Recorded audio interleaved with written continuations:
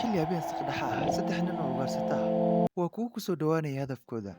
laakiin waa kuwo aanan warba u haynin in tobannaan indha ah ay daawanayaan mugdiga dhexdiisa xilli uusan jirin iftiinka dayaxa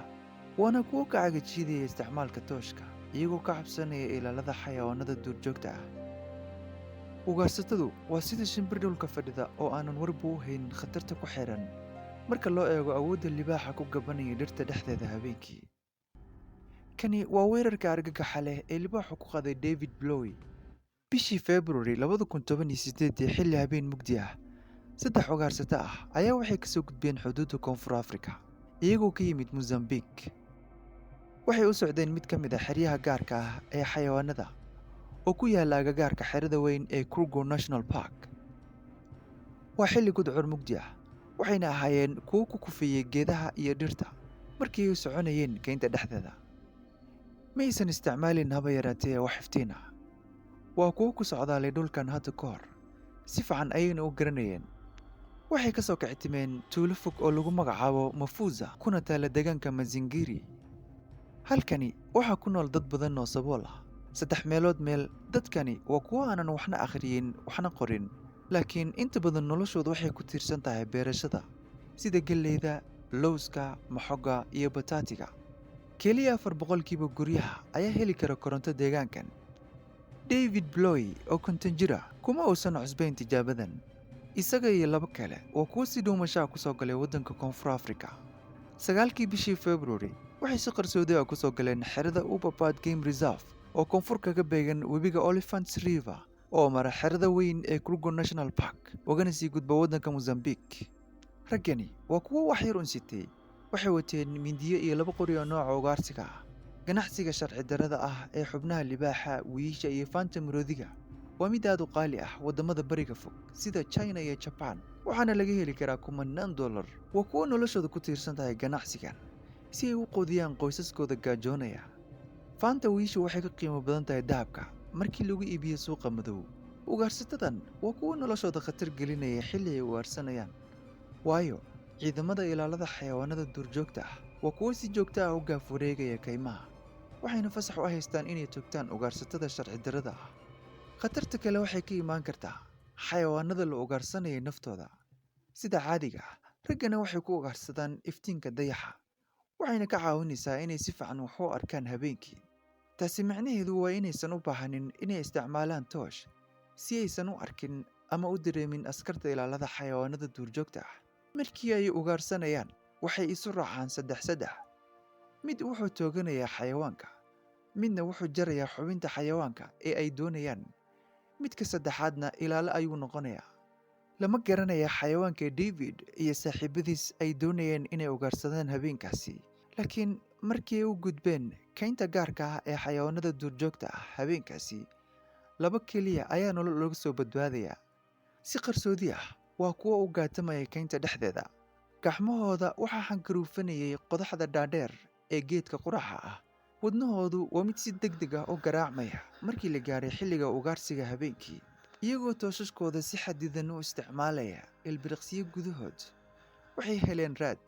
laga yaabo tani inay tahay cagtii libaaxa waa kuwo iyagoo forarsan marna soconaya marna istaagaya si tartiib ah iskugu dayayana inay mugdiga dhexdiisa wax arkaan midba midka kale ayuu si hoose ula hadlayay iyagoo dhegaysanaya shanqarta cidlada kaymaha afrika laakiin keligood oo keliya ma ah waxa ugaarsanaya mugdiga dhexdiisa 3 nin ee reer mosambik laga yaabo inay ku hubaysnaayeen hub khatar ah laakiin halkaa waxaa jiro dilaaga kama dambaysta ah oo khabiir ku ah sida loo ugaarsado 10 sano libaaxa afrika waa mid mas-uul ka ah dhimashada 200 oo qof sanadkiiba wuxuuna dhirirkiisu gaarayaa 10 feet ama 3 mitir markii lagu daro sayntiisa culayskiisu waa 500 oo pound ama 225 kilogram libaaxyada qaarkood micyahoodu waxay gaari karaan 4 inch ama 10 sentimitir waa kuwo wax kastoo nool ugaarsada waxayna cunaan noocyada kala duwan ee ugaarta sida dameer farowga geriga iyo loogisida inkastoo libaaxyadu ay ugaarsan karaan maalintii haddana waxay jecel yihiin inay ugaarsadaan habeenkii aragtidoodu waxay ka fiican tahay habeenkii 6 ilaa 8 jeer aragtida bani aadamka mugdiga dhexdiisa libaaxyadu shaki la'aan waa kuwo gacanta sare leh sida nimanka ugaarsatada ah horey ugu soo dhaqaaqeen si la mid ah ayay libaaxyaduna sameeyeen. David ma uusan dareemi karin libaaxyada ku soo dhowaanaya, laakiin waxay u muuqataa in saddexdooduba ay toos uga soo socdeen xagga libaaxyada soo socda. isaga oo aan haysanin wakhti uu ku falceliyo, David oohin ayuu afka furtay markii libaaxu dhulka ku dhuftay lugihiisa. Intaa kadib, David waa mid isku dayaya inuu gacanta la helo keebka qorigiisa, halka libaaxu afka la helay David madaxiisa. Dhawaqa rasaastu waa mid laba codlaynaysa bartamaha keynta xilli saqdhaxa ah. tanina waxay signal u diraysaa askarta ilaalada xayawaanada duurjoogta ah. David waa mid dareemi karay micyaha libaaxa ku quusaya madaxiisa, wuxuuna isku dayay inuu libaaxa ka sii daayo madaxiisa. waa mid lugaha dhulka ku garaacaya halka libaaxu dhulka ku jiidayay. intaa markii ay dhacday, David saaxiibadiis waa kuwo tuuraya qoryaha cagahoodana wax ka dayaya. David waxay u jireen iyaga 1 mitir oo keliya markii libaaxu qabsanayay. waxay arkayeen libaaxyo waaweyn oo David dushiisa ku boodaya, waxayna maqlayeen cabaadka David iyo libaaxyada hilibkiisa isku dagaalaya. argagax ba'an ayaa ku dhacay markii ay cararayeen, iyagoo dib ugu soo cararay seeraha kala qaybiya xayawaanada duurjoogta ah iyo dadka. waa kuwo ku kufeeyey laamaha geedaha dumay markii ay ka cararayeen libaaxa. waxay ku sigteen in wadnuhu bannaanka imaado. iyagoo xiiqsan oo neeftuuraya, waxay si dirqi ah ku soo gaareen derbiga siliga ah ee ku wareegsan xayawaanada duurjoogta ah. markii ay dhanka kale ee siliga soo gaareen, ayay istaageen si ay u neefsadaan. waxay ahayd meel 50 mayl u jirta tuuladoodii. kadib waxay gaarsiiyeen warka naxdinta leh David qoyskiisa. waxay u sheegeen in David uu libaax cunay. David wuxuu ahaa ugaar uu si fudud ku helay libaaxu, saaxiibadiisna way iskaga carareen, iyadoo uu sinaba u arki karin libaaxyada hortiisa dhabaxan. xilliga mugdiga ah ayuu si toos ah u soo dhex istaagay. ma ahayn mid naftiisa difaaci kara, waayo waxbaba ma uusan arki karin. hal ilbiriqsi gudaheedna mid ka mida libaaxyada ayaa miciyaha la helay dhuuntiisa. ma ahayn in libaaxyadu ay ku qaldeen David ugaar, balse waxay ahaayeen libaaxyo dadcun ah. dhawaqa rasaasta ayaa waxaa maqlay askarta ilaalada u ahayd deegaanka oo meesha soo gaaray, laakiin libaaxyadu mar hore ayay meesha isaga tageen.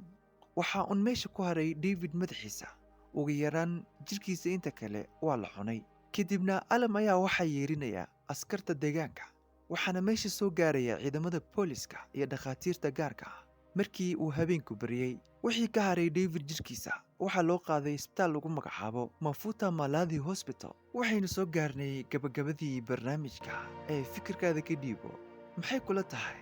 David ma mudan yahay in sidaasi libaaxu u cuno, mise way fiican tahay in la ugaarsado xayawaanada duurjoogta ah?